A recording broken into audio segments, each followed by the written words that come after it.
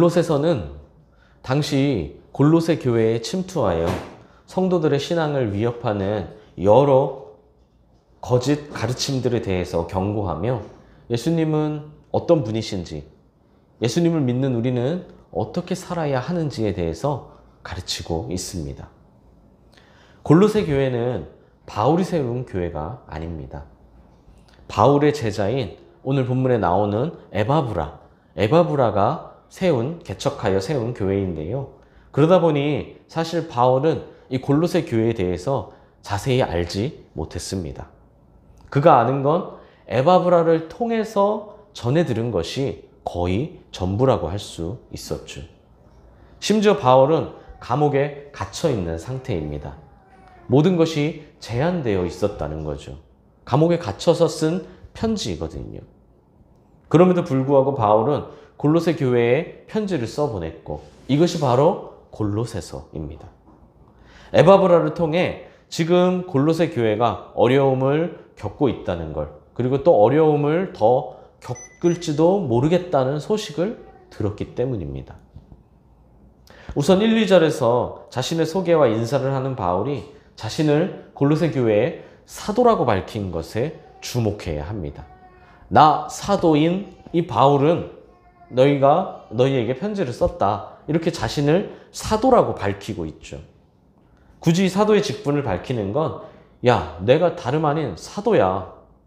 우리 사도 몇 명 안 되는 거 알지? 내가 이렇게 귀한 사람이야.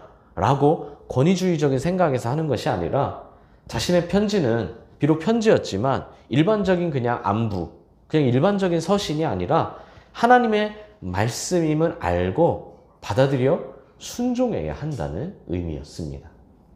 이는 바울의 편지에 공통적으로 나타나는 특징이죠. 고린도 교회, 그리고 갈라디아 교회와 같이 바울의 권위에 도전하는 거짓 선지자들이, 거짓 선생들이 이미 침투해 있는 곳에 보내는 편지들을 보면요. 그러니까 고린도 교회, 갈라디아 교회, 그 쓴 편지가 뭔가요? 고린도 전후서, 갈라디아서겠죠. 이 편지를 보면 바울은 이 골로새서와 마찬가지로 먼저 인사할 때 자신이 사도임을, 사도직을 밝히는 것을 볼 수 있습니다. 왜요? 이미 그 교회들에는 바울의 권위에 도전하는 거짓 선생들이 침투해 있었기 때문이죠.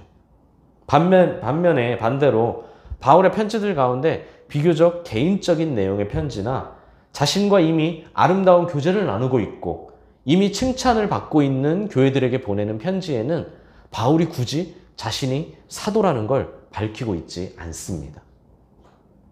그러니까 바울의 편지, 바울의 서신들을 볼 때요, 맨 첫 부분에 자신이 사도라는 걸 밝히고 있다면 그 교회는 지금 분명 뭔가 심각한 문제가 있거나 발생할 예정이라는 거죠.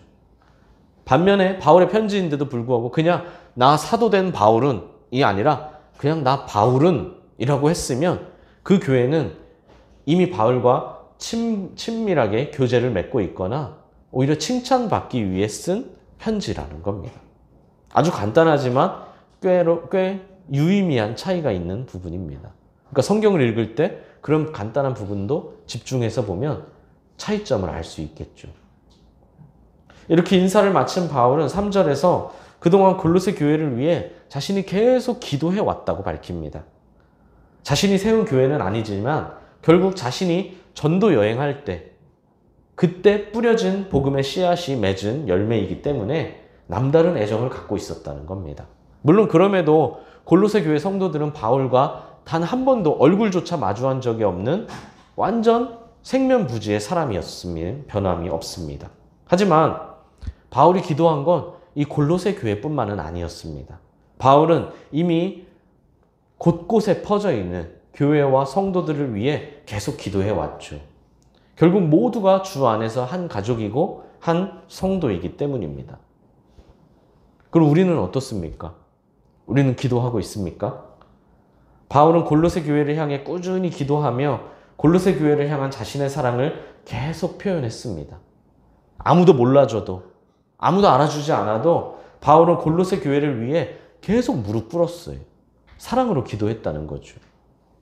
꾸준히 기도하는 것이 너무 어려운 일이지만 사랑하는 사람을 위해서 하는 일이라면 사실 못할 것도 없죠. 우리도 교회를 위해, 성도를 위해, 가족과 이웃을 위해 계속 기도해야 한다는 겁니다. 나 자신을 위해 기도하는 것도 좋지만 내 미래를 위해, 나의 부족한 부분을 위해 기도하는 것도 좋지만 다른 이들을 위해 기도할 때 더 기쁨을, 더 하나님의 역사하심을 보게 될 수 있다는 겁니다. 이것이 기도의 능력이기 때문이죠. 또한 기도할 때 감사할 수 있습니다. 바울은 오늘 뭐라고 하나요? 내가 너희들을 위해 기도할 때마다 감사했다라고 합니다. 기도할 때마다 감사했어요. 자신이 데살로니가 교회를 향해, 바울이 데살로니가 교회를 향해 야, 범사에 감사하라 라고 가르쳤던 것처럼 자신이 먼저 가르쳤던 그대로 감사하는 생활을 살았습니다. 말한 대로, 가르친 대로 살았다는 거죠.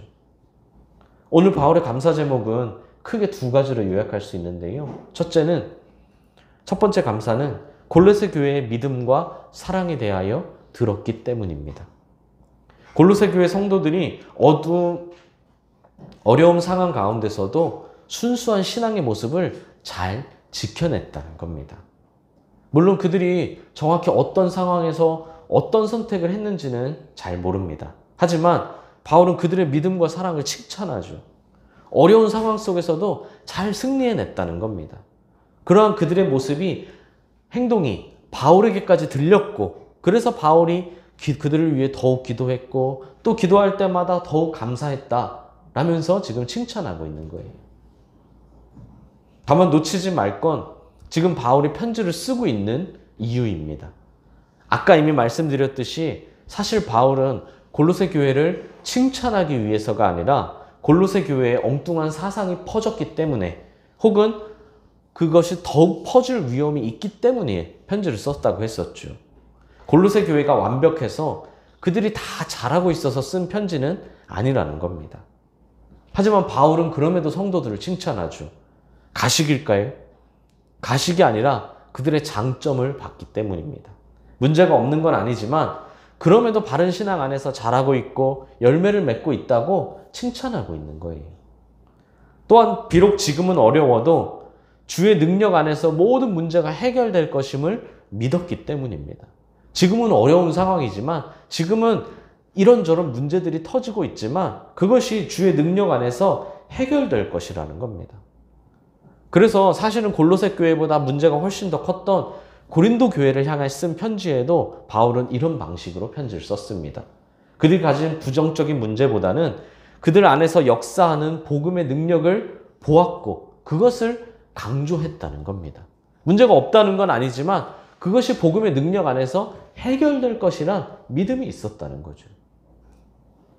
누구도 완전한 사람은 없기 때문입니다. 다 불완전하죠. 단점이 없는 사람이 어디 있겠습니까? 한 교회에서 SNS로 왕성하게 소통하는 담임 목사님이 있었습니다. 목사님 SNS에 가면 평일에 언제든 어디서 누구를 만났는지, 무엇을 먹었는지, 뭘 했는지 사소한 일상부터 혹은 현재 사회 문제, 또한 교회의 문제까지 목사님의 모든 생각과 성경적인 해석을 다 알 수 있었어요. SNS에 다 적었으니까요. 성도님들은 목사님의 활동을 반기면서 호응했고 많은 사람들이 목사님의 글에 좋아요를 눌렀습니다. 물론 가끔씩은 SNS에서 설전이 벌어지기도 했지만 그래도 교회는 평안하고 행복했다고 합니다. 시간이 흘러 목사님이 은퇴하게 되셨습니다. 그래서 새롭게 담임 목사님을 청빙하는데 청빙을 준비하는 장로님들이 담임 목사 선발 기준에 만장일치로 합의를 했다고 합니다. 단 하나의 조건이 있었는데요. 그 하나의 조건이 뭐였냐면 SNS를 하지 않는 목사님이었다고 합니다. 그러니까 겉으로는 좋아 보이는 것 같아도 막상 실상은 많이 시달려 왔다는 거죠. 그래서 새로운 목사님의 청빙 기준 단 하나가 SNS를 안 하는 사람. 단점은 장점보다 훨씬 더 잘 노출되기 때문입니다. 어떤 단점은 타인에게 아주 큰 짜증을 유발하기도 하죠. 그럴 때면 그 단점이 그 사람을 전부 다 덮어버립니다. 처음에는 그 단점이 짜증이 났지만 나중에는 그 사람 자체에게 짜증이 나죠. 결국 그 사람의 본질을 만나기 어렵게 만들어 버립니다. 하지만 단점만 있는 사람은 없죠. 누구나 단점이 있듯이 누구나 장점이 있습니다. 이것을 꼭 기억해야 합니다. 단점에 집중하면 모든 것이 다 단점으로 뒤덮이지만 장점에 집중하면 또 모든 것이 장점으로 덮일 수도 있다는 겁니다. 대체 내가 언제부터 재판관의 자리에 앉았나요? 유일한 재판관은 하나님의 심을 알아야 하죠. 우리는 장점을 보는 안목을 길러야 한다는 겁니다. 바울처럼 말입니다. 골로새 교회의 문제를 해결하기 위해 그들의 문제를 보고 편지를 썼지만 그 문제를 물론 지적 안 하는 것은 아니지만 그 문제만 보는 것이 아니라 그들의 장점을 보며 칭찬할 수 있는 것. 물론 쉽지 않죠. 저라고 잘하겠습니까? 그래도 함께 노력해야 합니다. 단점이 아니라 장점을 볼 때 감사할 수 있기 때문입니다. 다른 이의 장점을 보는 눈, 이 눈이 나의 장점이 되시길 바랍니다. 조금 헷갈리죠? 다른 사람의 장점을 보는 눈이 나의 장점이 돼야 한다는 겁니다. 옆 사람에게 말씀해 주십시오. 장점을 보십시오. 바울의 두 번째 감사는요, 골로새 교회를 위하여 하늘에 쌓아둔 소망 때문이었습니다. 성도의 궁극적인 목표는 이 땅에서 무엇을 얻거나 쌓아두는 것이 아닙니다. 이 땅이 아니라 미래에 이루어질 나라, 즉 천국에서의 영광스러운 삶, 이것이 바로 성도의 궁극적인 목표이죠. 우리가 이 땅에서 얼마나 뷰가 좋은 집을 구입했느냐, 얼마나 승차감이 좋은 차를 타고 다녔느냐, 얼마나 많은 재산이나 얼마나 많은 유명세를 남겼느냐가 목표가 아니라 하늘에 얼마나 무엇을 쌓아두었느냐, 이것이 궁극적인 목표라는 겁니다. 물론 교회 안에 모두가 그런 것은 아니었을 겁니다. 그 빌립보 교회 안에는요, 분명히 세상적인 관심과 목표를 가지고 자신을 위해서 혹은 자신의 가족만을 위해서 살아가는 사람도 있었을 거예요. 그것이 현실이기도 하죠. 사람이 많아지면 더 그렇습니다. 사람이 많아지면 많아질수록 자꾸 희석될 수밖에 없죠. 그러나 그 와중에도 골로새 교회 안에는요, 하늘의 소망을 쌓아두고 사는 사람이 있었다는 거예요. 아무리 세상이 성경과 반대로 말해도, 아무리 세상이 혼탁해지고 무질서해진다고 해도, 설령 아주 소수라 할지라도 하늘에 소망을 쌓아두고 살아가는 사람이 있었기에 바울은 그들을 보며 감사했다는 겁니다. 대다수가 세상과 타협하며 세상이 이걸 요구한다, 세상에 이거에 참여해야 한다 하며 자꾸 교회와 거리를 두고 교회와 멀어지고 교회와 담을 쌓고 있는 와중에도 누군가는 하늘의 소망을 쌓아두는 사람이 있었다는 겁니다. 극소수라 할지라도 말이죠. 아브라함도 어땠습니까? 소돔과 고모라를 보며 하나님, 100명이 있으면 어떤가요? 10명이 있으면 어떤가요? 의인 한 사람을 찾잖아요. 의인 한 사람이 없었기 때문에 멸망했는데, 이 골로새 교회에는 그렇게 유혹이 많은 상태에서도 의인의 삶을 살아가는 사람들이 있었다는 겁니다. 오해하지 말 것은 하늘의 소망을 쌓아둔다고 해서 이 땅의 삶을 포기하라는 말이 아닙니다. 많은 이들이 믿음을 가져야 한다고 하면 꼭 극단적으로 생각하는 사람들이 있습니다. 중요한 것은 방향성이고 우선순위고 실천하는 삶이죠. 이게 좀 아이러니한 건 뭐냐면요, 지키지 않는 사람이 불만이 더 많고요, 실천하지 않는 사람이 요구사항이 더 많은 경향이 있습니다. 신앙생활에서도 크게 다르지 않은 것 같아요. 사회생활에서도 그러지만요. 정작 믿음으로 살지 않는 사람들이 성경이나 신앙생활을 곡해하는 경향이 꼭 있다는 겁니다. 하늘의 소망을 쌓아두라는 건 현실을 부정하라는 소리가 아닙니다. 이 땅에서 열심히 살 필요가 없다는 말도 아니고 현실을 포기하거나 나태하게 살라는 말도 아니죠. 오히려 더 열심히 살아야 합니다. 이 땅은 하늘의 발판이기 때문입니다. 그러므로 성실하게 살아야 하죠. 다만 그러다 혹시 이 땅에서 그리스도와 복음을 위해 수고하는 것의 대가를 얻지 못한다 할지라도 그 수고가 절대 헛된 것은 아니라는 걸 알아야 한다는 겁니다. 왜냐하면 이 땅에 쌓이진 못해도 하늘에서 쌓이고 있기 때문이죠. 그래서 하늘에 소망을 둔 사람은 이 땅의 역경이 무너지지 않는 겁니다. 오히려 하늘에 소망을 둔 사람들이요, 이 땅의 삶을 절대 포기하지 않아요. 실패했다고, 잘못했다고 그냥 나태해지거나 무기력하지 않습니다. 더 열심히 살아갑니다. 왜요? 혹시 이 땅에서 한두 번 실패해도 나는 하늘에 쌓이고 있기 때문이죠. 그 하늘에 더 쌓기 위해서 다시 시작하면 되니까요. 다시 일어나면 되니까요. 하늘을 바라본다는 겁니다. 하늘에 소망을 두었기에 이 땅에서 만나는 어려움은 얼마든지 이겨낼 수 있어요. 죄에 굴복하는 것이 아닙니다. 불의가 난무할지라도 의를 행하며 사는 사람이 됩니다. 이것이 믿음의 사람이죠. 그리고 비록 소수라 할지라도 골로새 교회 안에는 이런 믿음의 사람이 있었습니다. 우리 교회는 어떤가요? 우리 교회에도 이 믿음의 사람이 필요합니다. 소수라 할지라도, 단 몇 명이라 할지라도 말입니다. 복음은 이렇게 믿음을 지키는 자들 안에서 열매를 맺기 때문이죠. 복음은 주와 동행하는 사람을 통해서 퍼지고 자라갑니다. 그렇게 온 세계로 퍼지게 되죠. 그래서 그 복음이 결국 나에게까지 오지 않았습니까? 오늘 본문에서 설명하고 있는 것처럼 그 복음이 전파돼요. 그런 사람들을 통해서 복음이 전파되어 간다는 겁니다. 그러므로 말과 혀로만 사랑하지 말고 진실함에서 우러나오는 행함이 있어야 합니다. 날마다 조금씩 그리스도를 닮아가셔야 합니다. 이것이 신앙의 성장이고 복음의 열매입니다. 우리가 하나님의 자녀임을 확신하는 증거가 무엇입니까? 교회인가요? 성경책인가요? 그게 아니라 사랑의 행함이라는 거죠. 말로는 누구나 할 수 있습니다. 말로는 누구나 하나님을 신실하게 섬기려고 합니다. 말로는 누구나 신앙에 대해서 깊은 고민을 하고 말로는 누구나 바르게 신앙생활하려고 노력했다고 합니다. 광장에 나아가서 우는 아이를 데리고 이 아이의 부모가 굉장히 자상하다는데 자상한 부모님들 빨리 와보세요 했더니 그 장소에 있던 모든 부모들이 다 모였다고 하지 않습니까?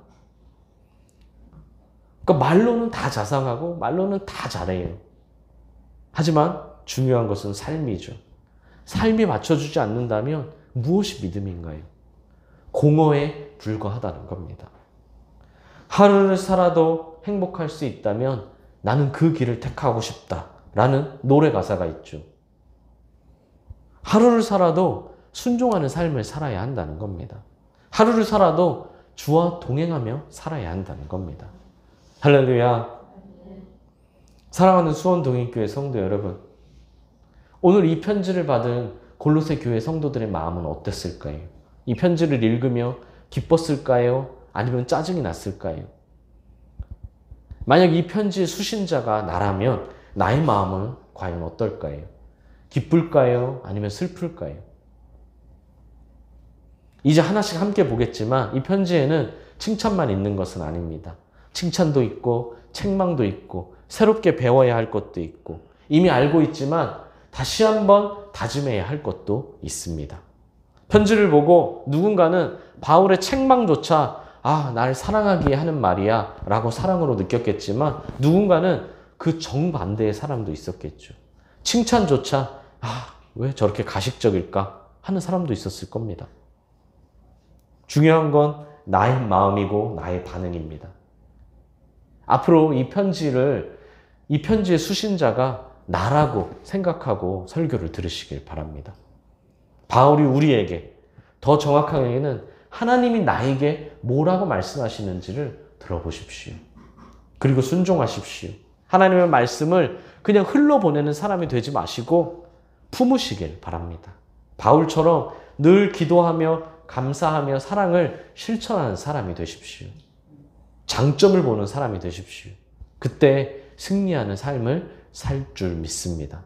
또한 골로새 교회 성도들처럼 어려움 가운데서도 순수한 신앙의 모습을 지키는 사람이 되시길 바랍니다. 내가 처한 상황에 상관없이 믿음과 사랑으로 살아갈 때 그때 승리하는 삶을 살 수 있습니다. 오늘부터 골로새서를 내게 주신 말씀으로 들으며 함께 배워나가며 하루를 살아도 순종하는 삶, 하루를 살아도 주와 동행하는 삶, 하루를 살아도 단 하루일지라도 행복한 삶을 살아가는 사랑하는 우리 성도님들이 되시기를 간절히 소망합니다.